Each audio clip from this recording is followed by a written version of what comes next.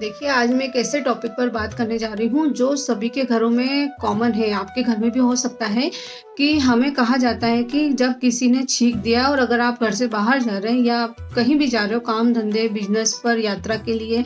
तो बोलते हैं कि थोड़ी देर 5 मिनट के लिए बैठ जाओ, उसके बाद चले जाना। देखिए, ये बात कुछ मायनों में कुछ हद तक तो सही है, लेकिन कुछ मायनों में इसको गलत तरीके से रिप्रेज़ेंट किया है। देखिए, गलत क्या का मतलब गलत अर्थ क्या है इसका कि सामने वाले ने छींका तो आपको नहीं जाना है, ये गलत है। और सही मायनों में ये है कि जब आप घर से निकल रहे हैं, मतलब आप दहलीज के बाहर पैर रख रहे हैं, तो उस समय क्या है ना कि आप मतलब एट द मोमेंट, मतलब आप दहलीज को पार कर रहे हैं और उसी वक्त अगर आपने छींका तो वह अपशगुन माना जाता है। वह अपशगुन क्यों माना जाता है?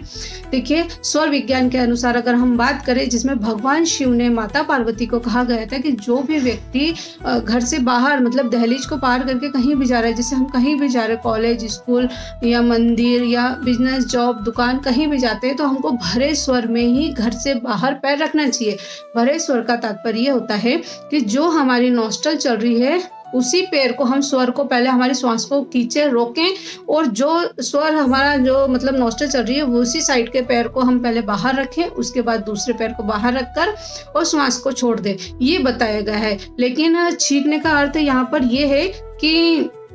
जो व्यक्ति बाहर जा रहा है ना, वो अगर छींकते हुए बाहर निकलेगा तो वह उसके लिए गलत है, क्योंकि छींकने में क्या होता है कि उस समय हमारी जो प्राण ऊर्जा रहती है, हमारी जो श्वास रहती है, वो बाहर फेंक जाती है और खाली स्वर में अगर हम बाहर पैर रखते हैं तो वो हमारे लिए बेकार होता है। यहाँ पर छींकने का अर्थ ये बताया गया था, लेकिन इसको तोड़ मरोड़ कर ऐसा बताया गया है कि सामने वाला छींकेगा तो आपको रुकना है। उसके छींकने से आपको कोई फर्क नहीं पड़ेगा, ना ही आपको कुछ आपके लिए कुछ बुरा होगा। बुरा आपके लिए तब है जब आप खुद छींकते हुए एट द मोमेंट, मतलब उस पार्टिकुलर मोमेंट पर अगर आप दहलीज पार करते हो और आपको एकदम से छींक आ जाती है और आप छींकते हो बाहर निकलते हो, तो वह आपके लिए बुरा होता है। लेकिन इसको थोड़ा सा मतलब वो बोलते हैं ना कि हम किसी की नकल करते करते किसी को बताते जाते हैं तो वो चीज़ बदलती